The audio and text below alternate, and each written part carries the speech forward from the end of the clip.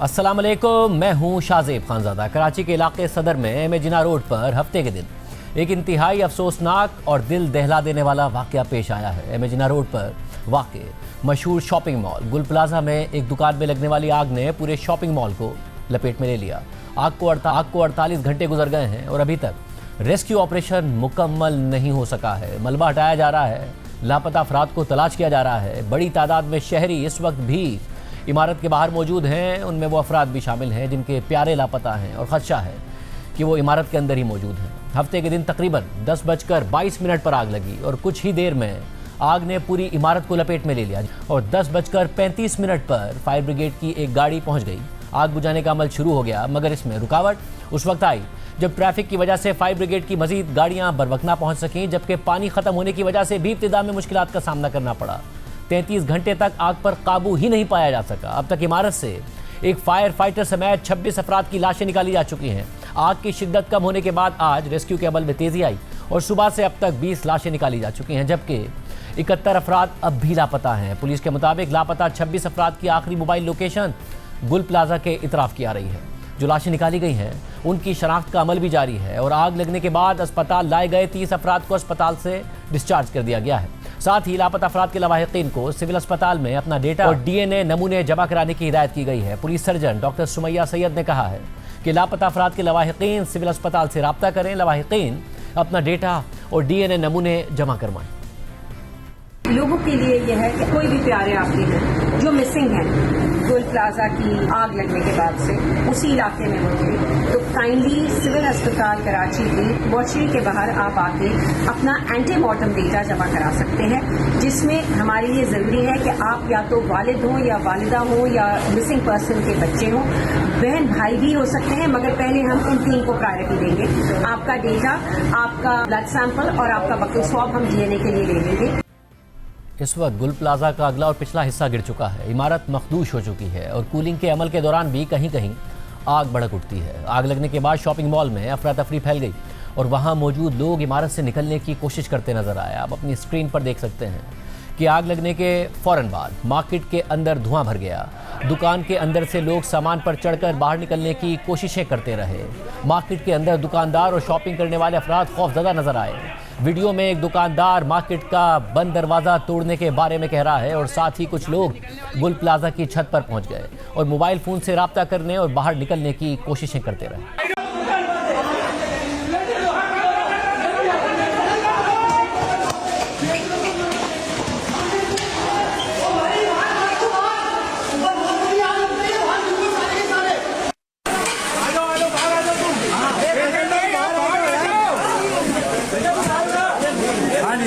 तार गिरेंगे, बेटा तार गिरेंगे।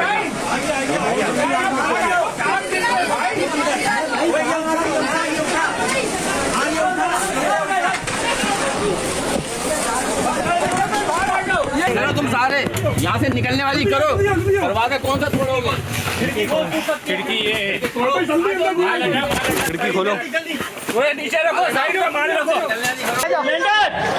अल्लाह अल्लाह अल्लाह अल्लाह अकबर, अल्लाह अकबर, अल्लाह अकबर।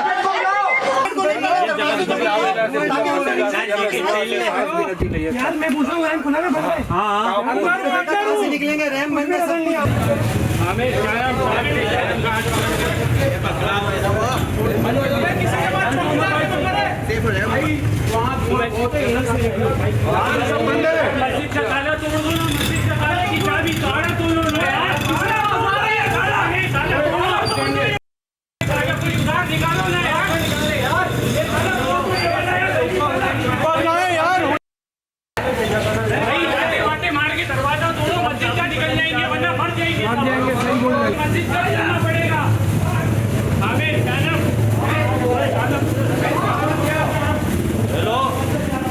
वज़ीर आला सिंध मुराद अली शाह ने आज मीडिया से गुफ्तगू करते हुए कहा कि मैं मान रहा हूँ और लोगों के सामने अकाउंटेबल हूँ, मगर इदारों को अपने गिरबान में झांकना चाहिए। हम इंक्वायरी सेटअप कर रहे हैं और वो इंक्वायरी गलतियाँ और आग लगने की वजूहात बताएगी। वज़ीर आला सिंध ने जाबाहक अफराद के लिए 1 करोड़ रुपए देने और वाक़े की तहकीकात का ऐलान किया।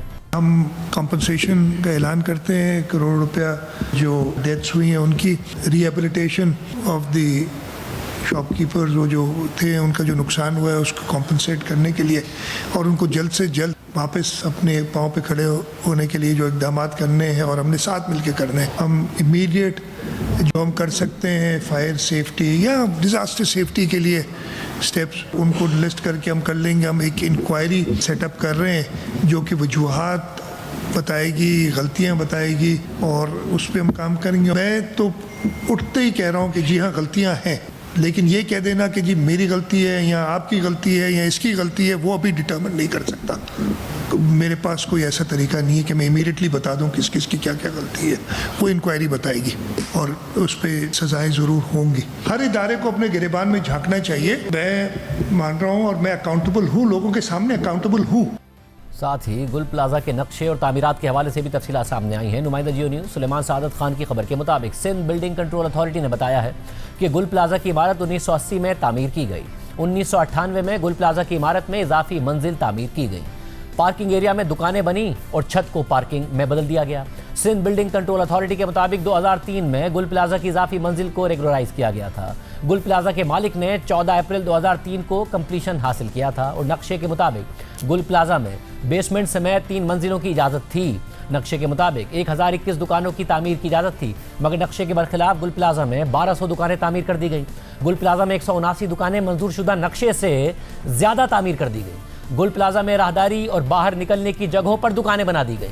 ताजिरों और इलाका मकीनों ने इल्ज़ाम लगाया कि फायर ब्रिगेड की गाड़ियां ताख़ीर से पहुंची। अगर बर वक्त आग बुझाने का अमल शुरू हो जाता तो ज़्यादा नुकसान नहीं होता। कल न्यूज़ के प्रोग्राम नया पाकिस्तान में बात करते हुए chief fire officer Humayun Khan ने कहा कि 10:18 पर हमें कॉल की गई और हमारी गाड़ी 10:35 पर वहाँ पहुँच गई थी।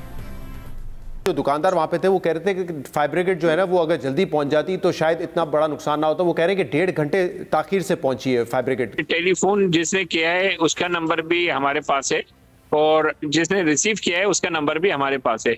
10:18 पर कॉल की गई थी और हमारी गाड़ी ये समझें कि यहाँ पर 10:35 पे पहुंची थी। क्राउड बहुत ज्यादा था तो वो गाड़ी जिस तरीके से अप्लाई होनी थी हो नहीं पाई, क्योंकि हर दुकानदार की ये ख्वाहिश थी कि सबसे पहले मेरी दुकान की आग बुझा दी जाए।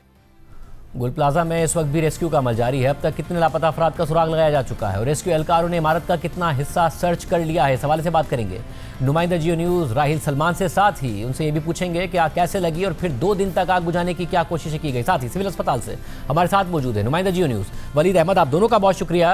राहिल, आप पहले आप बताइएगा इस वक्त रेस्क्यू की क्या सूरत हाल है? 2 दिन से आप इसको कवर कर रहे हैं।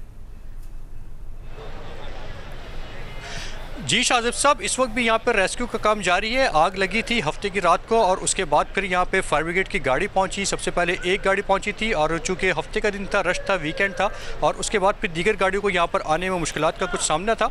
और उसके बाद फिर जब यहाँ पे फायर फाइटिंग का अमल शुरू किया गया तो ये कॉर्नर का प्लॉट है, 3 साइड कॉर्नर है, जिसके बाद फिर यहाँ पे बिल्डिंग कोलैप्स होना शुरू हो गई। हीट बहुत ज़्यादा थी, आग बहुत ज़्यादा तेज़ी से फैली, पूरी इमारत को उसने अपनी लपेट में ले लिया। स्नॉर्कल तलब की गई, वाटर बाउजर यहाँ पर पहुँचे और फिर उसके बाद वाटर टैंकर के जरिए पानी की फराहमी को यकीनी बनाया गया। अब तक इस वाक़े में इब्तिदाई तौर पर जो पहला दिन था उसमें 6 अफराद जाँ बाक हुए थे, जबकि अब जब बिल्डिंग तक एक्सेस मिल सका, अंदर तक फायर फाइटर्स गए हैं तो उसके बाद फिर लाशें निकालने का अमल शुरू हो गया और अब तक 26 अफराद की लाशें यहाँ से मजमूई तौर पर निकाली जा चुकी हैं। तो राइल एज ऑफ नाउ पूरा एक्सेस मिल गया है। अब जो फायर फाइटर्स हैं वो मुकम्मल तौर पर पूरी बिल्डिंग को एक्सेस कर रहे हैं, अंदर जा रहे हैं। देखिए, अभी 100% ऐसा मामला नहीं है। बिल्डिंग में अभी तो यूँ कह सकते हैं कि 30 to 35% जो है वो बिल्डिंग के अंदर गए, कुछ देर के लिए अंदर जाते हैं, रेस्क्यू ऑपरेशन किया जाता है। जो मिसिंग पर्सनस हैं, जो मस्जिद की साइड पे कहा गया था कि वहाँ पर कुछ लोग मौजूद हो सकते हैं, सबसे पहले कल रात को जो है वो फायर फाइटर्स को वहाँ से एक्सेस मिला, कुछ देर के लिए गए, थर्मल स्कैनर लेके गए, वहाँ पर उन्होंने आवाज़ें भी लगाई, टॉर्च की रोशनियाँ मारी, लेकिन उसके बावजूद किसी किस्म का कोई रिस्पॉन्स नहीं मिल सका। उसके बाद फिर आज सारा दिन जो वो रेस्क्यू का काम जारी रहा। जितनी भी आग थी उसको जो है वो कूल डाउन करने की कोशिश की गई। कल जो है वो फायर ब्रिगेड ने ये स्ट्रैटेजी बनाई कि ये 3 साइड कॉर्नर है तो तीनों साइड से स्नॉर्कल्स लगाए गए और एक साथ शॉवरिंग की गई, जिसके बाद फिर उस आग पर 80% तक जो है वो काबू पाया गया। उसके बाद फिर दिन भर ये अमल जारी रहा और उसके बाद अब जो है हुक्काम ये बताते हैं कि सिर्फ चंद पॉकेट्स हैं जहाँ पर आग है, डेब्रिज गिरता चले आ रहा है। चूँकि देखिए इसमें बिल्डिंग में 2 प्रॉब्लम आ गए थे। एक तो ये कि बिल्डिंग का टेम्परेचर बहुत ज़्यादा बढ़ गया था और दूसरे कि बिल्डिंग का स्ट्रक्चर वो कोलैप्स होना शुरू हो गया। बाहर से भी बिल्डिंग के मुख्तलिफ हिस्से गिर चुके हैं, अंदर भी यही सूरत हाल है। तो अगर हम ये कहें हैं कि 50% से ज़्यादा इस वक्त बिल्डिंग जो है वो गिर चुकी है, तो ये गलत नहीं है। और अब भी इस बिल्डिंग की हालत ऐसी नहीं है कि इसमें जो है दोबारा से कारोबार शुरू किया जा सके। पिलर भी इसके टेढ़े हो गए। सस्टेनेबिलिटी होती है इसमें, कंस्ट्रक्शन का जो मटेरियल होता है, दो मेन कंपोनेंट होते हैं, सीमेंट और सरिया। तो उसमें जब सैकड़ों डिग्री का वो सेल्सियस का उसमें टेम्परेचर आता है तो डेफिनेटली वो उसके बाद फिर मेल्ट होना शुरू हो जाता है और इमारत गिरना शुरू हो जाती है। वही सिचुएशन यहाँ पर भी हुई। इस बिल्डिंग के बारे में एसबीसी हुक्काम ये बताते हैं कि 80 की दहाई में ये बिल्डिंग जो है वो इसकी तामीरात शुरू हुई थी और उसके बाद फिर 1995 1998 में तामीरात बढ़ती चली गई। इब्तिदाई तौर पर इसमें 500 दुकानें की इजाज़त थी, फिर वो 1000 हुई और उसके बाद फिर सन 2003 में इसको फाइनल कंप्लीशन का सर्टिफिकेट दिया गया और तमाम तर तामीरात को रेगुलराइज कर दिया गया। हुक्काम ये बताते हैं कि इसमें 1200 से ज़्यादा दुकानें हैं और जिसके बाद फिर अब जो 500 से जो बिल्डिंग स्टार्ट हुई थी वो 1200 तक पहुंच गई। उसके बाद जो कॉरिडोर्स बने हुए थे वो भी उसके साथ साथ तंग होते चले गए। पार्किंग जो कि इसकी बेसमेंट में थी वो पार्किंग छत पे शिफ्ट हो गई, जबकि इब्तिदाई तौर पर सिर्फ बेसमेंट, ग्राउंड फ्लोर और मेज़ानीन तक की इजाज़त थी। उसके बाद फिर जब ये तामीरात का सिलसिला बढ़ा तो वो उसमें फर्स्ट फ्लोर भी आ गया और उसके बाद सेकंड फ्लोर भी आ गया, जिसके बाद ये मजमूई तौर पर ये 3 फ्लोर की इमारत हो गई। इस इमारत में किसी किस्म का कोई एमरजेंसी एग्जिट जो है वो नज़र नहीं आया, जबकि बाई लॉज के मुताबिक जो भी बिल्डिंग बनाई जाती है तो उसमें एमरजेंसी एग्जिट होना चाहिए था। इसमें किसी किस्म का इस किस्म की कोई सिचुएशन नज़र नहीं आई। फायर ब्रिगेड हुक्काम ये बताते हैं। और जो यहाँ पे हमारी मुख्तलिफ लोगों से बात भी हुई, दुकानदारों से और दीगर लोगों से जो यहाँ पे शॉपिंग के लिए आए हुए थे, जो लापता अफराद के यहाँ पे लवाकिन भी मौजूद हैं, तो बताते हैं कि यहाँ पर बिल्डिंग में किसी किस्म का फायर एग्जिट नहीं था, जबकि कानून के मुताबिक हर बिल्डिंग में एमरजेंसी एग्जिट होना चाहिए था। और ना सिर्फ होना चाहिए बल्कि वो उसके साथ साथ उसमें नुमाया निशानात होने चाहिए, रिफ्लेक्टर्स लगे होने चाहिए। तो क्योंकि जब भी कभी आग लगती है, अंधेरा होता है, वो शॉर्ट सर्किट जो वो बिल्कुल ख़त्म कर जाता है, पावर कट ऑफ कर दी जाती है। तो इस वजह से उसमें वहाँ पे ज़रूरी है कि रिफ्लेक्टर्स के ज़रिए जो है वो फायर एमरजेंसी का रास्ता जो है वो दिखाया जाए, ताकि जो वहाँ पे फंसने वाले अफराद हैं वो फौरी तौर पर वहाँ से निकल सके और सफोकेशन से जितना दूर हो सके उससे बच सके। लेकिन इस बिल्डिंग में ऐसा कुछ भी नहीं था। यकीनी तौर पर मुतल्लिका हुक्काम की ये कोताही इसको कह सकते हैं, गफलत कह सकते हैं कि अगर इसको टाइमली यहाँ पे सर्वे किया जाता तो फिर यहाँ पे यकीनी तौर पर कुछ इस किस्म की सिचुएशन नहीं होती, शायद सूरत हालात चेंज होती, फायर एमरजेंसी एग्जिट बना हुआ होता और जो तामीरात कानून के बरखिलाफ़ की गई वो भी नहीं हो पाती। कॉरिडोर्स पहले जब स्टार्ट में इसका जो नक्शा जो मैप पास हुआ था उसमें कॉरिडोर्स इंतहाई चौड़े थे और आराम से उसमें जो है वो लोग उसमें शॉपिंग कर सकते थे। लेकिन उसके बाद फिर इसमें दुकानों की तादाद बढ़ती चली गई, मुख्तलिफ मरहलों पर ये तादाद जो है वो बढ़ती चली गई और फाइनली जो 500 से स्टार्ट हुई थी वो 1200 पे जा पहुँची। आप खुद भी समझ सकते हैं जब इस किस्म की सिचुएशन हो तो फिर इस ऐसे सानियात में यही होता है, लोग फंस गए अंदर। जिस तरह से आग लगी, जो इसकी सबसे पहली CCTV फुटेज सामने आई है उसमें 10:22 का वक्त नज़र आ रहा है कि जब आग लगी हुई है। यकीनी तौर पर उससे 1 से 2 मिनट पहले आग लगी होगी। जो MAJ रोड की तरफ इसका मेन एंट्रेंस है वहाँ पर आग लगी। फायर ब्रिगेड की पहली गाड़ी पहुँची। पहली गाड़ी पहुँचने के बाद दीगर गाड़ियों को पहुँचने में यहाँ पे शदीद मुश्किलात का सामना करना पड़ा। हालांकि होना ये चाहिए था कि उस वक्त पुलिस, ट्रैफिक पुलिस और रेंजर्स आसपास की सड़कों का कंट्रोल संभालते और फायर ब्रिगेड स्पेशली उन गाड़ियों को जो है वो एक्सेस देते ताकि वो यहाँ तक पहुँच पाती। इस MAJ रोड पर एक प्रोजेक्ट भी चल रहा है बस का, जिसकी वजह से ये रोड भी खुदा हुआ है और रोड जो है वो पहले से इसकी चौड़ाई भी बहुत ज़्यादा कम हो गई है। ये सारी वजूहत हैं, इसकी वजह से यहाँ पर वाटर टैंकर भी बहुत लेट पहुँचे। उसके बाद फिर जो फायर ब्रिगेड की दीगर गाड़ियाँ थी उनको पहुँचने में भी यहाँ पर टाइम लग गया। 10:27 पर फायर ब्रिगेड हुक्काम ये बताते हैं कि उनको पहली टेलीफोन कॉल मौसूल हुई थी और 10:35 पर यहाँ पर पहली गाड़ी ने रश किया था। लेकिन उसके बाद फिर दीगर गाड़ियों को आने में यहाँ पर बहुत ज़्यादा प्रॉब्लम का सामना करना पड़ा। ट्रैफिक बहुत ज़्यादा था, वीकेंड की वजह से लोगों का रश था सड़कों पर। लेकिन यहाँ पर गफलत नजर आई पुलिस, ट्रैफिक पुलिस, रेंजर्स की कि वो इन सड़कों का कंट्रोल फौरी तौर पर संभालते और एटलीस्ट फायर ब्रिगेड और एम्बुलेंसेस के लिए पैसेज बनाते। उसके बाद फिर जो यहाँ पे लोग जमा हो जाते हैं हर साल के बाद, हम देखते हैं इससे पहले भी कई दफ़ा इस किस्म के वाक़यात हो चुके हैं। लोग बहुत ज़्यादा तादाद में यहाँ पे जमा हो गए, हज़ारों की तादाद में इस बिल्डिंग के अतराफ़ में लोग जमा थे, उनको यहाँ से नहीं निकाला गया। इस वक्त भी जब मैं यहाँ पे आपको रिपोर्ट कर रहा हूँ तो यहाँ पे इस वक्त भी अतराफ़ में जो हज़ारों की तादाद में लोग मौजूद हैं, इनको वक्फ से यहाँ से हटाने की कोशिश ज़रूर की जाती है। पुलिस, रेंजर्स को यहाँ से हटाने की अपील भी करते हैं और बाज़ औक़ात ज़ोर ज़बरदस्ती के तहत भी इनको हटाते हैं, लेकिन फिर दोबारा लोग जमा हो जाते हैं। होना ही चाहिए था कि इसके अतराफ़ की जितनी भी सड़कें उनको मुकम्मल तौर पर सील कर दिया जाता है, कॉर्डन ऑफ कर दिया जाता है और ताकि किसी भी किस्म का कोई गैर मुतल्लिक अफराद यहाँ पर ना आए। कैंप जो बनाया गया है सिर्फ वहाँ तक ही उन लवाकिन को उनको एक्सेस दिया जाए जो कि क्लेम करते हैं कि उनके प्यारे यहाँ पर मौजूद हैं। हमारी बात इस सिलसिले में पुलिस हुक्काम से तो ये बताते हैं कि अब तक 70 से ज़ायद अफराद का डेटा जमा किया जा चुका है और उनमें से भी 26 से ज़ायद अफराद की लोकेशन, जो मोबाइल फ़ोन डेटा, जो टेक्निकल डेटा है वो भी कलेक्ट किया गया, तो उसमें 26 से ज़ायद अफराद की लोकेशन गुल प्लाजा की आ रही है। और वलीद आप बताइएगा, ज़ाहिर है लोग परेशान थे, कल तक वो प्लाजा की तरफ भाग रहे थे कि उन्हें पता चल सके कि उनके लवाकिन किस हाल में है, फिर अस्पताल में इस वक्त क्या सूरत हाल है?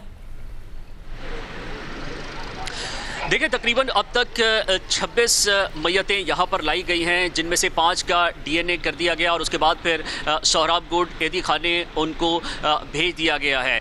और यहाँ पर वक्तन फ़वक्तन लोग आ रहे हैं। एक CPLC की जानिब से डेस्क भी बना दी गई है, जहाँ से तमाम इंफॉर्मेशन कलेक्ट की जा रही है। जो भी आता है उससे तमाम मालूमात ली जाती है कि उनके रिश्तेदार ने किस तरह के कपड़े पहने थे, उसका कद क्या था, उसकी जिसामत किस नौइयत की थी, उसने कोई कड़ा या कोई चेन तो नहीं पहनी हुई थी, वो चश्मा लगाता था या नहीं, ये तमाम मालूमात उससे ली जाती हैं। तकरीबन अब तक बताया जा रहा है 46 ऐसी फैमिलीज़ यहाँ पर पहुँची हैं जिन्होंने ये डेटा दिया है, जबकि जो हुकूमत ने एक लिस्ट बनाई है उसमें अब तक तकरीबन 76 अफराद लापता ज़ाहिर किए जा रहे हैं। और प्रोसेस ये होता है कि जब कोई भी यहाँ पर लाश आती है, कोई मैयत आती है, तो सबसे पहले उसकी एग्जामिनेशन की जाती है। 20 से 30 मिनट एग्जामिनेशन में लगते हैं और उसमें देखा जाता है कि ये मर्द है या फिर ये औरत है। इसी तरह फिर उसके कद काट का जायज़ा लिया जाता है, उम्र का तखमीना लगाया जाता है और साथ साथ ये भी देखा जाता है कि ये काबिल शनाख्त लाश है या फिर नहीं। और फिर पोस्टमार्टम होता है। वैसे तो पोस्टमार्टम में कम वेश 1 घंटा सवा घंटा लगता है, लेकिन क्योंकि ये जो लाशें आ रही हैं ये झुलसी हुई हैं, इसीलिए जो पोस्टमार्टम का दौरानिया है वो तकरीबन 2 घंटे 3 घंटे या फिर इससे भी ज़्यादा हो रहा है। और उसके बाद फिर उनका DNA लिया जाता है और DNA भेजा जा रहा है कराची यूनिवर्सिटी में जो लैब मौजूद है वहाँ पर भेजा जा रहा है। हमने अब से कुछ देर कबल यहाँ पर डॉक्टर से बात की, डॉक्टर सुमैया से, जो पुलिस सर्जन है, तो उन्होंने बताया कि वैसे तो 4 दिन 5 दिन में जो रिपोर्ट है वो आ जाती है DNA की, और उसके बाद जब DNA पता चल जाता है फैमिली का और उसके बाद फिर लाश हवाले कर दी जाती है। लेकिन इस वक्त जो सूरत हाल है उनका कहना है कि इसमें 7 दिन 8 दिन या फिर इससे ज़्यादा का वक्त भी लग सकता है। बहुत शुक्रिया। पहले भी सिंध हुकूमत और मेयर कराची ने आग लगने के वाक़यात और कीमती इंसानी जानों की ज़िया के बाद बड़े बड़े दावे किए थे, मगर साल और महीने गुजरने के बावजूद अमली तौर पर कुछ नहीं किया। और ये खदशा कि कराची किसी बड़े सानहे का शिकार हो सकता है बदकिस्मती से दुरुस्त साबित हो गया। और अब सानहा गुल प्लाजा के बाद एक दफ़ा फिर पीपल्स पार्टी की सूबाई और बल्दियाती हुकूमत वही दावे दोहरा रही है। जब नवंबर 2023 में राशिद मिन्हास रोड पर वाक़े RJ शॉपिंग मॉल में आग लगी थी और 11 अफराद की जान चली गई थी, तो खुद मेयर कराची मुर्जा वहाब ने फायर सेफ्टी ऑडिट का हुक्म दिया था। देखिए उन्होंने क्या दावे किए थे। अगर इस बिल्डिंग के अंदर फायर सेफ्टी एग्जिट होता, जो कि मैंने उसके नक्शे में देखा है कि फायर सेफ्टी एग्जिट का निशान है उसके अंदर, लेकिन गालिबन नहीं था वो।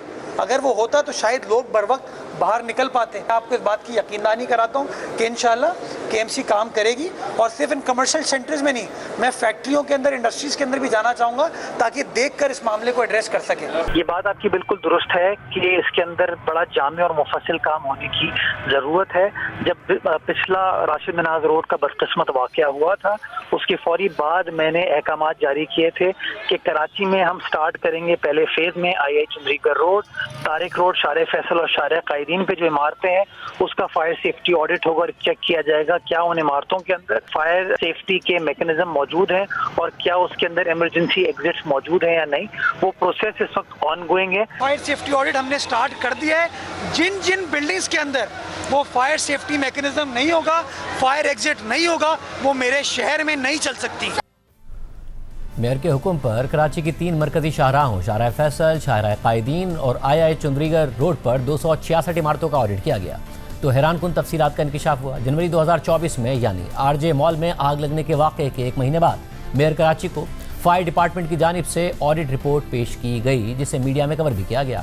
ऑडिट रिपोर्ट के मुताबिक शाहराह फैसल, शाहराह कायदीन और II चुंदरीगर रोड पर वाक़े 266 रिहायशी और कमर्शियल इमारतों में से सिर्फ 6 इमारतों में आग बुझाने के आलात मौजूद हैं। साथ ही 62% इमारतों में इमरजेंसी एग्जिट्स ही नहीं हैं। 70% इमारतों में इंतहाई गैर मयारी किस्म की इलेक्ट्रिकल वायरिंग की गई है, जबकि 90% इमारतों में फायर अलार्म्स और स्मोक डिटेक्टर्स ही नहीं थे। हालांकि इन इमारतों में हज़ारों शहरी रिहाइश पजीर हैं या काम करते हैं। मेयर कराची के ऐलान के मुताबिक फायर सेफ्टी ऑडिट के पहले मरहले के तौर पर मज़कूरा 3 शाहराहों पर फायर सेफ्टी ऑडिट किया गया था। इसके बाद दीगर मकामात पर इमारतों का ऑडिट होना था, लेकिन ऐसी कोई तफसीलात सामने नहीं आई कि शहर में मजीद कितनी इमारतों का ऑडिट किया गया और इब्तिदाई ऑडिट रिपोर्ट के नतीजे में क्या इकदाम उठाए गए। जबकि फरवरी 2024 में KMC ने सिंध हाई कोर्ट में बताया कि जिन 266 इमारतों का सेफ्टी ऑडिट किया गया उनमें से किसी के पास भी फायर डिपार्टमेंट का फायर सेफ्टी सर्टिफिकेट या NOC मौजूद ही नहीं था। सिर्फ यही नहीं, आज से 3 महीने पहले अक्टूबर 2025 में होने वाली नेशनल फायर सेफ्टी कॉन्फ्रेंस में ये इंकशाफ सामने आया कि कराची शहर की 80% इमारतों में बुनियादी सिस्टम ही मौजूद नहीं है और सेफ्टी कवानीन को मुसलसल नज़रअंदाज किया जा रहा है। नुमाइंदा द न्यूज़ वकार भट्टी की खबर के मुताबिक तीसरी नेशनल फायर सेफ्टी कॉन्फ्रेंस और रिस्क बेस्ड अवार्ड्स के दौरान फायर सेफ्टी हुक्काम और स्ट्रक्चरल इंजीनियरिंग के माहिरीन ने खबरदार किया है कि कराची एक बड़े सानहे के दहाने पर खड़ा है, क्योंकि शहर की 80% से ज़ायद इमारतों में बुनियादी फायर सेफ्टी निज़ाम ही मौजूद नहीं है और 90% से ज़्यादा इमारतों में हंगामी अखराज के रास्ते ही मौजूद नहीं हैं। हुक्काम और सेफ्टी माहिरीन ने शहर की आग से निमटने की तैयारी को इंतहाई ख़तरनाक हद तक नाकाफ़ी करार दिया है। रेस्क्यू 1122 सिंध के आदादोशुमार के मुताबिक इस सर्विस के आगाज़ से अब तक सूबे में 2728 आग लगने के वाक़यात हो चुके हैं। हुक्काम ने मजीद कहा कि फायर इमरजेंसी खासतौर पर कराची की बुलंद और कमर्शियल इमारतों में आग लगने के वाक़यात में तेज़ी से इजाफा कई सालों की गफलत और हिफाजती कवानीन पर नाक़िस अमल दरामद को जाहिर करता है। फायर प्रोटेक्शन एसोसिएशन के सदर कमर वसीम ने कहा कि सिंध बिल्डिंग कंट्रोल अथॉरिटी पहले ही 500 से ज़ायद इमारतों को गैर महफूज करार दे चुकी है और ख़बरदार किया है कि आग लगने की सूरत में उनमें से कई इमारतें गिर सकती हैं। उन्होंने मजीद कहा कि हमने देखा है कि इमारतों में आग लगी और वो चंद घंटों में मुनहदिम हो गई। अगर हिफाजती कवानीन को नज़रअंदाज किया जाता रहा तो जानी नुकसान में बहुत इजाफा होगा। उन्होंने निशानदही की थी कि कराची में तकरीबन 80% आग के वाक़यात नाक़िस वायरिंग की वजह से होते हैं, जबकि गैस सिलेंडर फटने के वाक़यात तेज़ी से बढ़ रहे हैं। फायर प्रोटेक्शन एसोसिएशन के सदर के मुताबिक मसला आग बुझाने का नहीं बल्कि आग से बचाव का है, लिहाजा सिर्फ वायरिंग दुरुस्त करने से ही ज़्यादातर आग लगने के वाक़यात रोके जा सकते हैं। खबर के मुताबिक रेस्क्यू 1122 के CEO डॉक्टर आबिद जलाल ने कहा कि कराची में आग लगने के वाक़यात तशवीशनाक हद तक बढ़ गए हैं। नवंबर 2024 से अक्टूबर 2025 तक शहर में आग लगने के 1700 से ज़ायद हंगामी वाक़यात रिपोर्ट हो चुके हैं, जिनमें से ज़्यादातर शॉर्ट सर्किट और नाक़िस वायरिंग की वजह से हुए। फायर सेफ्टी कॉन्फ्रेंस में कराची के chief fire officer Humayun Khan ने कहा कि शहर का फायर फाइटिंग का ढांचा पुराना और नाकाफ़ी है। कराची में सिर्फ 28 फायर स्टेशन हैं, जबकि 1 लाख आबादी के लिए कम से कम एक फायर स्टेशन होना चाहिए। लिहाजा कराची के लिए हमें 200 फायर स्टेशन की ज़रूरत है। चीफ फायर ऑफिसर ने मजीद कहा कि हमारा रिस्पांस टाइम सिर्फ 1.5 मिनट है, लेकिन ट्रैफिक जैम, बंद रास्ते और नाक़िस कोऑर्डिनेशन की वजह से अक्सर हमें ताख़ीर हो जाती है। जबकि गुज़िश्ता रोज़ जियो न्यूज़ के प्रोग्राम ने पाकिस्तान में chief fire officer Karachi Humayun Khan ने तस्लीम किया कि फायर ब्रिगेड के पास सिर्फ फायर स्टेशन की ही कमी नहीं है, बल्कि फायर फाइटर्स और दीगर अमले की भी शदीद कमी है। हमारे पास आदाद शुमार हैं, आपके पास 20 फायर स्टेशन हैं, 45 से 50 के करीब फायर टेंडर्स हैं, आपके पास 1000 लोग हैं। इज दैट इनफ कराची जैसे शहर के लिए जितना जहाँ बेतहाशा इमारतें हैं, क्या ये काफ़ी हैं?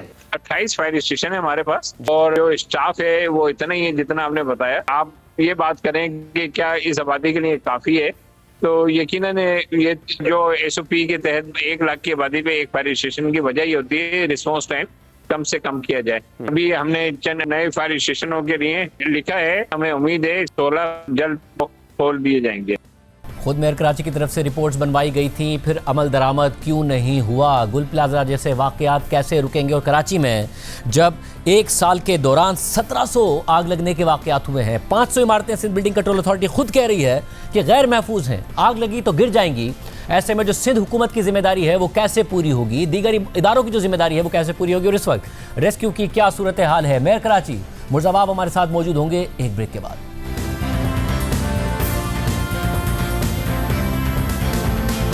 प्रोग्राम में दोबारा खुश आमदीद नाजरीन। गुल प्लाजा के अफसोसनाक वाक़े की तफसीलात हमने आपके सामने रखी थी। कराची में इस वक्त फायर फाइटिंग की क्या सूरत हाल है? कराची में इस वक्त इन्फोर्समेंट की क्या सूरत हाल है? कितनी इमारतें मखदूश हो चुकी हैं, कितनी इमारतें ख़तरनाक करार दी जा चुकी हैं, मगर उसके बावजूद इन्फोर्समेंट नहीं हो रही है, फायर एग्जिट्स इमारतों में मौजूद नहीं है। ये सारी हुकूमती रिपोर्ट्स, इदारों की रिपोर्ट्स हमने आपके सामने रखी थी। मेयर कराची मुर्ज़ाबाब साहब हमारे साथ मौजूद हैं, उनके सामने सूरत हाल भी रखेंगे और इस वक्त क्या सूरत हाल है गुल प्लाजा पर वो भी उनसे पूछेंगे। मुर्ज़ाबाब साहब बहुत शुक्रिया मुझे ज्वाइन करने के लिए। सबसे पहले इस वक्त क्या सूरत हाल है? क्या कहा जा सकता है कि जो बिल्डिंग की कूलिंग का अमल है वो मुकम्मल हो गया, फायर फाइटर्स को मुकम्मल एक्सेस हासिल है? क्योंकि हमारे नुमाइंदे बता रहे हैं कि अब तक भी 30 से 35% बिल्डिंग में ही रसाई हो सकी है। बहुत शुक्रिया शाजिद। जो फायर फाइटिंग का अमल था वो मुकम्मल कर लिया गया है। कूलिंग के प्रोसेस में शाजिद होता ये है कि ऑन एंड ऑफ कुछ जगहों से शोले भड़कते हैं जिसको फिर न्यूट्रलाइज करना पड़ता है। अभी फिलहाल हमने 3 जगहों से एक्सेस डेवलप किए, क्रिएट किए, जिसके जरिए बिल्डिंग के अंदर हम दाखिल हो रहे हैं। 2 उन पोर्शन में दाखिल हो रहे हैं जो कि स्ट्रक्चर अभी भी मौजूद है, खड़ा हुआ है, और एक जो बैक साइड पे मस्जिद वाला पोर्शन था जो कि क्रैश कर गया था, वहां पे एक्सेस डेवलप की है और रेस्क्यू का काम इस वक्त चल रहा है। मतलब एज ऑफ नाउ कितने लोगों ने राब्ता किया है कि जिनके लवाहिकीन मिसिंग हैं? कराची ज़ाहिर एक मेट्रोपॉलिटन सिटी है, बहुत सारे इलाकों से लोग आते हैं, वो जाते भी हैं, और गुल प्लाजा तो एक बहुत ही जो है वो मशहूर और मसरूफ जगह थी। कितने लोग अभी तक मिसिंग हैं? शाजिब, हमने जो अपना एक रिसेप्शन वहाँ पे बनाया हुआ है लोगों के रजिस्ट्रेशन के लिए, वो भी रिकॉर्ड को कोलेट कर रहे हैं और जो एसोसिएशन है उसके साथ भी हम उसको टैली कर रहे हैं। 65 का नंबर है हमारे पास जो अभी तक मिसिंग लोगों की तफसीलात हमारे पास ऑफिशियली आई हैं। कहीं कहीं जगहों से 77 का भी नंबर है, बट आई कैन कंफर्म कि 65 तो बाय ऑल मीन्स है। उन 65 में से जो बॉडीज रिट्रीव करने का अमल है वो 18 बॉडीज अभी तक रिट्रीव हो चुकी हैं जिनकी शनाख्त की जा चुकी है। इसके अलावा मजीद चंद बॉडीज हैं जिनको रिट्रीव तो कर लिया गया है, लेकिन उनकी शनाख्त का प्रोसेस इस वक्त चल रहा है, शनाख्त नहीं हो पा रही है उनकी, तो डीएनए के जरिए उन चीज़ों को चेक किया जा रहा है।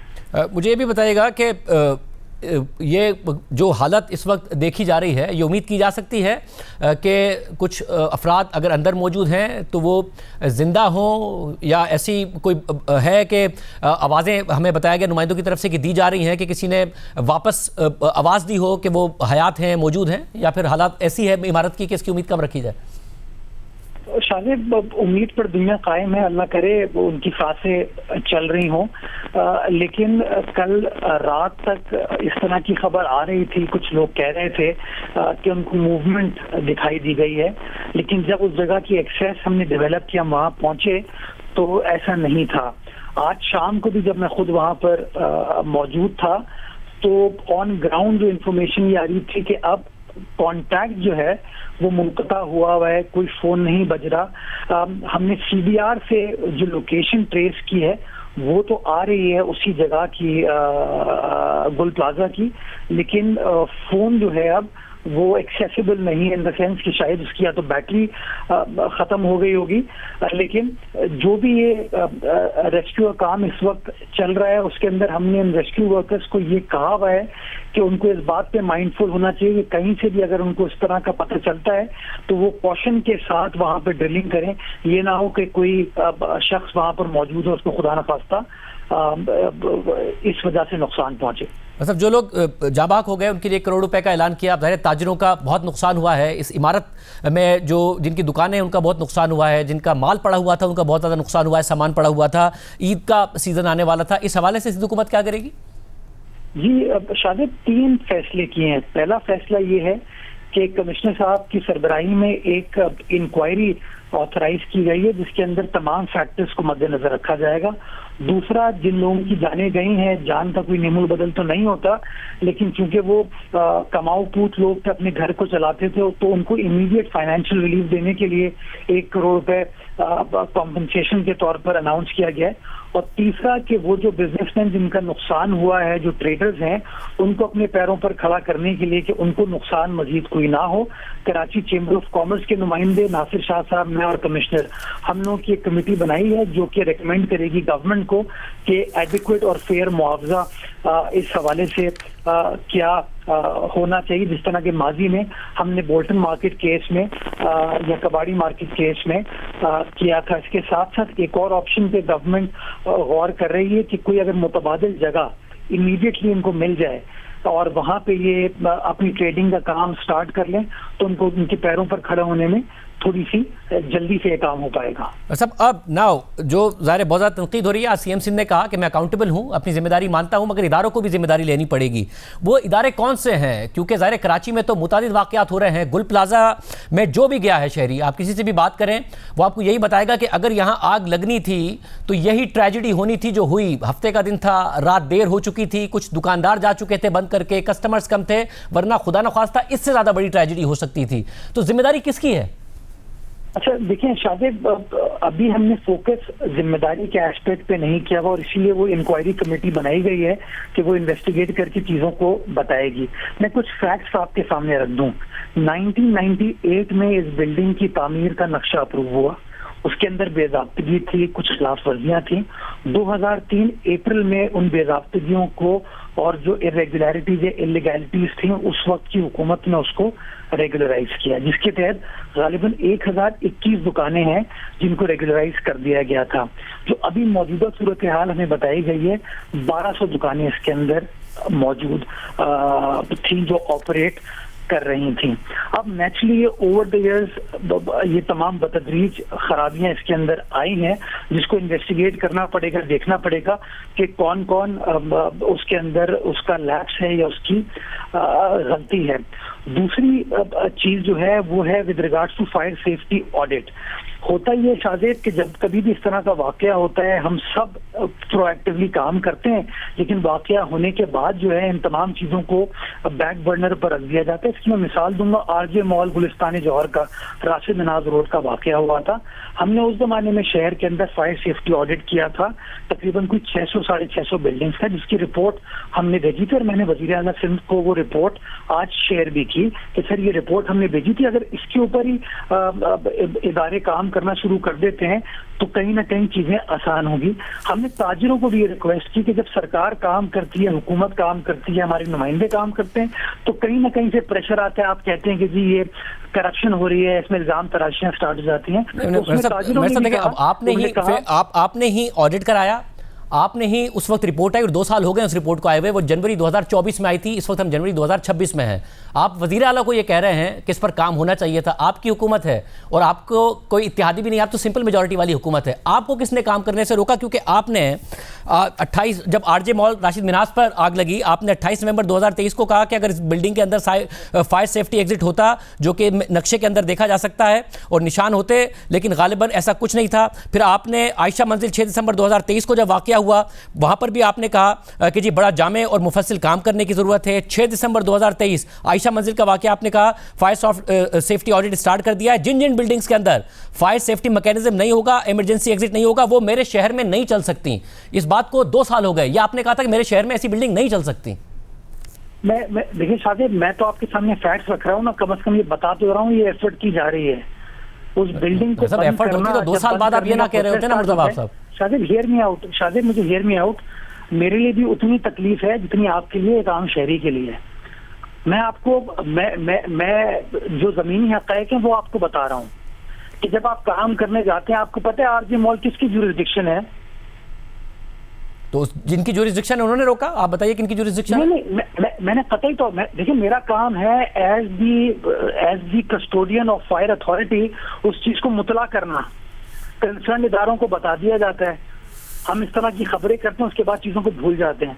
मैं गुजारिश ये करूँगा, फरवरी 2024 में केएमसी ने, मैं सिर्फ ये जानना चाह रहा हूँ जो आपने ऑडिट कराया था किसी चीज के, मुर्तज़ा साहब मैं सिर्फ ये जानना चाह रहा हूँ जो आपने ऑडिट कराया था फरवरी 2024, आपसे तकरीबन 2 साल पहले, केएमसी ने सिंध हाई कोर्ट को बताया कि 266 इमारतों का सेफ्टी ऑडिट किया गया, उनमें से किसी के पास भी फायर डिपार्टमेंट का फायर सेफ्टी सर्टिफिकेट या एनओसी मौजूद नहीं था। और फिर ये कैसे हुआ? उसमें जब नहीं था, 2 साल हो गए इस बात को, उन 266 इमारतों में क्या मुख्तलिफ इदारों ने रोका आपको, जब आपने ये दावा किया था कि मेरे शहर में नहीं काम ऐसी बिल्डिंग चलेंगी? आउट ना शाहजेब, आप जस्ट शेयर में आउट, मैं आपको एक्सप्लेन ये कर रहा हूँ, हमारे यहाँ एनफोर्समेंट का फुकदान है, एनफोर्समेंट नहीं हो पाती ड्यू टू वन रीजन और दी अदर। आज हम फैसला करने के भी कोई कॉम्प्रोमाइज नहीं होगा इसके ऊपर, किसी की इंसान की जान से नहीं खेल सकता कोई शख्स। फैसला कर लिया जाए ना इस चीज के ऊपर, जब हम कोई कार्रवाई करते हैं फिर इल्जाम तराशियां स्टार्ट हो जाती हैं। तो मैं इसलिए अभी इल्जाम से हट के मैं तो आपको ये बता रहा हूँ, इतना भी बता दीजिए ना कौन फैसला कर ले। आप नाम तो ले दीजिए ना कि कौन फैसला, अगर आप नहीं तो कौन, मुराद अली शाह साहब नहीं तो कौन फैसला कर ले तो फिर उस पर अमल होगा? नहीं, देखिए ना, जिसकी जो जुरिस्डिक्शन है उसको वहां पर काम करना है ना। मैंने आपको एग्जांपल दिया और मैंने ये प्रोटेस्ट किया था अपनी हुकूमत के सामने कि आरजे मॉल का जब वाकया हुआ था एफआईआर केएमसी के ऊपर कटा दी गई थी, हालांकि वो एरिया कंटोनमेंट रोड फैसल का था। ये मगर ये सारी 266 इमारतें तो कंटोनमेंट में नहीं आती थी, बहुत सारी तो मैं आपको एग्जांपल देखिए, मैं ऑफ द कफ आपके सामने बात में आपको एग्जांपल दे रहा हूँ कि इस तरह रुकावट आती है ना। जो मुतालका इदारा है, नेचुरली जो बिल्डिंग कंट्रोल अथॉरिटी है, उसको कार्रवाई करनी है उस जगह पे। हम उसको आइडेंटिफाई करके बिल्डिंग कंट्रोल अथॉरिटी को लेटर लिखेंगे, हम उनको बताएंगे कि जी ये हमने फायर सेफ्टी ऑडिट किया, इसमें ये खामी है, इनको एड्रेस करें।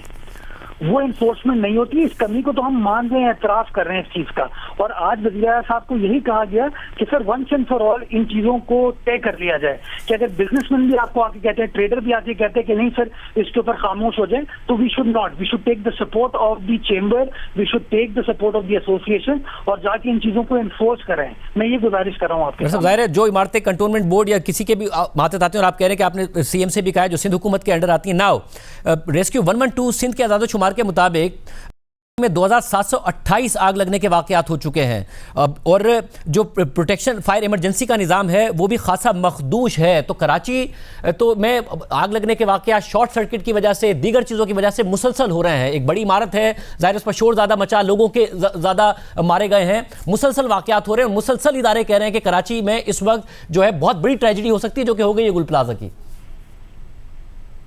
ये प्रॉब्लम है शाज़ेब, बिल्कुल। और इस प्रॉब्लम को एड्रेस करने के लिए फायर सेफ्टी ऑडिट कराया गया था ना, कि हमने एग्जाम्पल क्रिएट किया कि यार ये चीज की जा सकती है। इशू हमारे यहाँ सिर्फ ये है कि वो इन्फोर्समेंट नहीं हो पाती, और मैं इस बात का एतराफ कर रहा हूँ कि जी इस इन्फोर्समेंट के ऊपर हमें फोकस करने की जरूरत है। जब तक हम इन्फोर्समेंट की तरफ नहीं जाएंगे, सजाएं नहीं देंगे लोगों को, तब तक जो है हम इन चीजों को ठीक नहीं कर पाएंगे।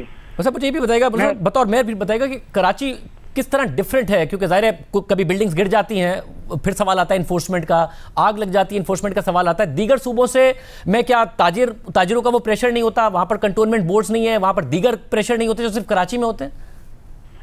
यार शाकिर देखिए, इसके ऊपर एक लंबी गुफ्तगू की जा सकती है। मेरे ख्याल में पूरे पाकिस्तान में, क्या दुनिया में कोई शहर नहीं होगा जिसमें कोई 38-39 जुरिसडिक्शंस हैं।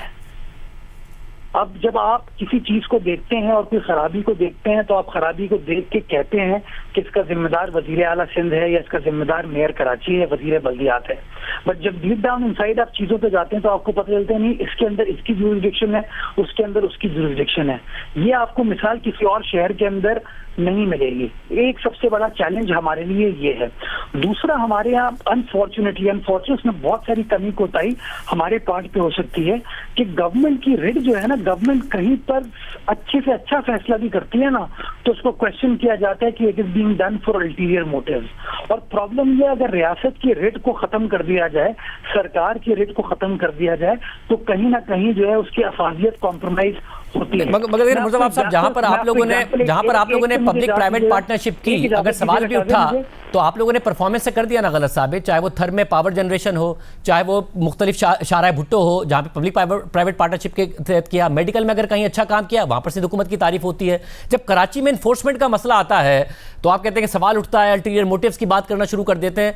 तो मसला फिर आपकी डिलीवरी का है, आपकी गवर्नेंस का है, आपकी कॉम्पिटेंस का है या सवालात का है?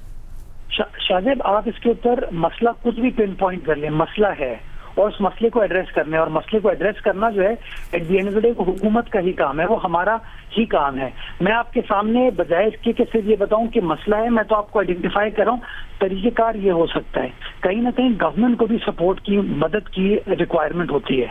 अभी आप कल परसों के वाक़े उठा के देख लीजिए, पिछले 3 दिन में जो गुल प्लाजा की जगह पे जिस तरीके से कुछ लोगों ने ऑपरेट किया, क्या वो मुनासिब चीज थी? क्या वो अप्रोप्रिएट था?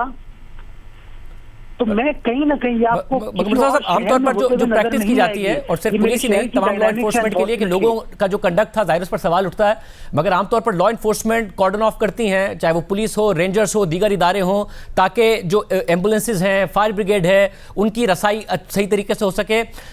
लोगों की जहाँ जिम्मेदारी थी वहाँ लॉ एनफोर्समेंट की भी जिम्मेदारी नहीं थी? बिल्कुल थी जिम्मेदारी, लेकिन शादिब, मैं अगेन, पता है, आप take it in the right tone. मुझे आज हमारे एम्बुलेंस वालों ने कंप्लेन की, सरकारी एम्बुलेंस 1112 वालों ने, कि सर जब हम डेड बॉडी को निकाल रहे हैं ना तो उसमें झगड़ा हो रहा है जो प्राइवेट एनजीओज की एम्बुलेंसेज वहां खड़ी हुई थी। इस तरह की रुकावटें जो आती हैं, इट्स अ प्रॉब्लम। और आपकी बात सही है कि as government it is our responsibility to tackle that problem. But problem जो है अनफॉर्चुनेटली कि हम सिर्फ जो है उस प्रॉब्लम को आइडेंटिफाई करने में फंसे रहते हैं। जो आपने बताया ना कि उस जगह को कंट्रोल करना, law and order situation control करना पुलिस काम, तो आपकी बात दुरुस्त है। लेकिन अगर पुलिस कोई सख्त काम करती तो उसके ऊपर अगेन बैकलैश आता कि देखें शहरियों के साथ पुलिस का ये रवैया था। तो हमें कहीं ना कहीं, मैं समझता हूँ, थोड़ा सा, और वज़ीर आला सिंध ने आज अपनी प्रेस कॉन्फ्रेंस में इस बात का इजहार किया। मैं आपको एग्जाम्पल दूं कि हमें सुबह रात को जब ये बारिश हुई, हमें अपने बारिश कह रहा हूँ सॉरी, जब ये आतिशबाजी का वाकया हुआ, हमें अपने वाटर बाउजर्स को और हाइड्रेट अपना जो फायर टेंडर्स हैं उनकी एक्सेस क्रिएट करने में प्रॉब्लम हो रही थी एमेजिना रोड पे, क्योंकि वो ब्लॉक किया हुआ था। ब्लॉक करने वाले प्रोटोकॉल भी था, ब्लॉक करने वाले कानून नाफिज करने वाले इदारे भी थे, ब्लॉक करने वाले DSNGs भी खड़ी हुई थी। और सब और मैंने आज वजीर आला सिंह को ये कहा है कि सर हमें SOP बनाने की जरूरत है कि जब इस तरह का कोई कैलामिटी होती है, कोई डिजास्टर की सिचुएशन होती है, वी शुड बी एब्सोल्युटली मतलब असर्ट करें कि जगह कॉर्डन ऑफ होनी चाहिए और any person who got nothing to do with the rescue and rehabilitation. और इस सूरत में अब जब आप इदारों की बात कर रहे हैं, मगर मुर्तज़ा साहब देखिए, अब नवंबर 2024 से अक्टूबर 2025 तक कराची में आग लगने के 1700 वाकयात हुए हैं और खुद जो फायर सेफ्टी कॉन्फ्रेंस में कराची के चीफ फायर ऑफिसर ने कहा कि कराची में सिर्फ 28 फायर स्टेशन हैं, 200 फायर स्टेशन होने चाहिए। अब फायर स्टेशन, फायर ब्रिगेड को इक्विप करना, क्योंकि फायर ब्रिगेड के हवाले से तो ये भी आई कि मैसिवली अंडर स्टाफ्ड है, तकरीबन 450 लोग जो हैं जो और भर्ती होने 1 से 17 ग्रेड के। इससे कौन रोक रहा है सिंध हुकूमत को? अगेन शाहजेब, आप इस इशू को किसी और तरफ ले गए। जो परसों की सिचुएशन थी, क्या वहां पे आपको फायर स्टाफ की या फायर टेंडर्स की कमी की सिचुएशन थी? नहीं, that was not your problem. मतलब शुरू में तो ये हुआ ना कि एक फायर ब्रिगेड आया और टाइम पर आ गया, मगर उसके बाद पानी की कमी और ये सारे मामला हो रहे थे। हमेशा हम डिफ्लेक्ट कर जाते हैं, जो कोर इशू है उसको एड्रेस कीजिए। कोर इशू क्या है? कोर इशू ये है कि रिपोर्टिंग सही होनी चाहिए। कोर इशू क्या है कि जो रिलीफ का काम कर रहे हैं उसके अंदर रुकावटें नहीं आनी चाहिए। कोर इशू क्या है कि अगर सरकार कोई चीज फैसला करती है तो उस फैसले को इन्फोर्स प्रॉपर्ली होना चाहिए। मैं 3 मोटी बातें आपके सामने रख रहा हूं। इसमें सबसे जो आपने तीसरी बात की, सबसे अहम नहीं है कि आपने फैसला किया, 2023 में ऐलान किया, इन्फोर्समेंट, तमाम इमारतों के सर्वे हो, तमाम शॉपिंग मॉल्स के सर्वे हो, तमाम बिल्डिंग्स के सर्वे हो, देखा जाए वहां पर फायर सेफ्टी है, एग्जिट है, नहीं है, ये काम किया जाए। जबकि सिंध बिल्डिंग कंट्रोल अथॉरिटी की अपनी रिपोर्ट है कि 500 से ज्यादा इमारतें कराची में गैर महफूज हैं, आग लगी तो गिर जाएंगी। मैंने जो कहा वो मैंने करके दिखाया कि इन द सेंस कि वो फायर सेफ्टी ऑडिट की रिपोर्ट आ गई मेरे पास। सब आपका इन्फोर्समेंट भी तो काम है ना, रिपोर्ट आई अच्छी बात है, बट इन्फोर्समेंट भी तो करनी थी ना आपने। देखिए शायद this is what you need to, मैंने आपको बताया ना, हमने जो काम था वो करके रेलेवेंट डिपार्टमेंट को भेज दिया। वहाँ फुकदान है, उस चीज को हम एक्सेप्ट करते हैं। उन चीजों को एड्रेस करने की जरूरत है कि हम लोग सिर्फ ये जो इन इश्यूज में फंस जाते हैं, we have to once and for all decide कि जो फैसला हुआ है उसको एनफोर्स करना हम सबकी जिम्मेदारी है। उसके अंदर बट इफ मे नॉट कुछ नहीं होना चाहिए, it has to be enforced. और एज ऑफ नाउ आज आप कह सकते हैं, आपकी चीफ मिनिस्टर साहब से भी बात हुई है, जाहिर है चीफ मिनिस्टर साहब की आपकी पार्टी क़यादत से बात हुई है, फिर दीगर इदारों से भी बात करके आइंदा नहीं होगा, ये इन्फोर्स होगी सारी चीजें जो फायर सेफ्टी रिपोर्ट से। मैं बेहतर देखें शायद ये ओहदे होते हैं सियासी, आने जाने वाले होते हैं, at the end of the day हम सब शहरी इंसान हैं। मैं जेन्युइनली समझता हूँ कि विदाउट इन्फोर्समेंट हम इन चीजों को कभी भी अचीव नहीं कर सकते और enforcement has to be done by the government. We have to make sure that we empower the relevant authorities के वो सही तरीके से इन चीजों को करें और हम उनको बैक करें। मैंने ये मोदबाना गुजारिश चीफ मिनिस्टर के सामने भी रखी और चीफ मिनिस्टर साहब ने इस बात से इत्तेफाक किया। मैं समझता हूँ कि हमें in the weeks and days to come इन बातों को एम्फसाइज करने की जरूरत है कि ये let this incident be the last of such incident, कि हम इन चीजों को एनफोर्स करवाएंगे। Put pressure on the government, put pressure on me कि जिन चीजों को एनफोर्स करने की जरूरत है और मेरे ऊपर कोई रुकावट आएगी मैं आपको बताऊंगा। बहुत शुक्रिया। मेरे कराची की गुफ्तगू आपने सुनी। उम्मीद करते हैं कि कराची में एनफोर्समेंट हो, गवर्नेंस बेहतर हो और गुल प्लाजा जैसी ट्रेजिडीज़ ना हो। प्रोग्राम के आखिर में जिक्र हो जाए अमेरिकी सदर ट्रंप की जानिब से ग्रीनलैंड पर कब्जे की ख्वाहिश और गजा में बोर्ड ऑफ पीस के क़याम और मुस्तकबिल में उसको बड़े आलमी तनाज़ात पर वुसअत देने के मंसूबों ने जहाँ अक़वाम मुत्तहिदा के वजूद को ही ख़तरे में डाल दिया है, वहीं अमेरिका के अहम यूरोपीय इत्तेहादी भी सदर ट्रंप के इक़दामात पर मुसलसल बैकफुट पर हैं और कई माह तक अंदरूनी मीटिंग्स में तहफ़्फ़ुज़ात के इज़हार के बाद अब यूरोपीय रहनुमा ट्रंप के इक़दामात पर खुलकर तहफ़्फ़ुज़ात का इज़हार कर रहे हैं। गुज़िश्ता दिनों ट्रंप इंतज़ामिया ने गजा में अपने 20 निकाती मनसूबे के दूसरे मरहले के तहत बोर्ड ऑफ पीस के क़याम का ऐलान कर दिया, जिसमें शमूलियत के लिए पाकिस्तान, भारत और अमेरिका के यूरोपीय इत्तेहादियों समेत तकरीबन 60 ममालिक को दावत दी गई है। ट्रंप इंतज़ामिया ने इस बोर्ड के अहम अरकान के नाम भी जाहिर कर दिए हैं। इसके अलावा ट्रंप इंतज़ामिया ने गजा में उबूरी हुकूमत से मुताल्लिक दीगर बॉडीज़ का ऐलान भी कर दिया है और इन तमाम इदारों की क़यादत खुद सदर ट्रंप करेंगे और ख़ुद ट्रंप के पास वीटो पावर भी होगा, यानी वो किसी भी फैसले की मुखालफत कर सकते हैं और फिर उस पर अमल दरामद नहीं होगा। इस सारी सूरत हाल में दफ्तर खारजा के तर्जुमान ताहिर अंद्राबी ने सदर ट्रंप की जानिब से पाकिस्तान को गजा के बोर्ड ऑफ पीस में शामिल करने के सवाल पर जवाब देते हुए कहा है कि वज़ीर-ए-आज़म शहबाज शरीफ को अमरीकी सदर ट्रंप की तरफ से गजा के बोर्ड ऑफ पीस में शमूलियत की दावत मौसूल हुई है। पाकिस्तान अक़वाम मुत्तहिदा की करारदादों के मुताबिक मसला फ़लस्तीन के देरपा हल के लिए गजा में अमन और सलामती की बैनुल-अक़वामी कोशिशों में शामिल रहेगा। दफ्तर ख़ारजा ने ट्रंप की गजा से मुतालिक बोर्ड ऑफ पीस में शमूलियत के दावतनामे की तो तस्दीक कर दी है, ताहम ये वाज़ेह नहीं है कि पाकिस्तान ने बोर्ड में शमूलियत पर रजामंदी ज़ाहिर की है या नहीं। आज के प्रोग्राम में इतना ही। अल्लाह हाफ़िज़।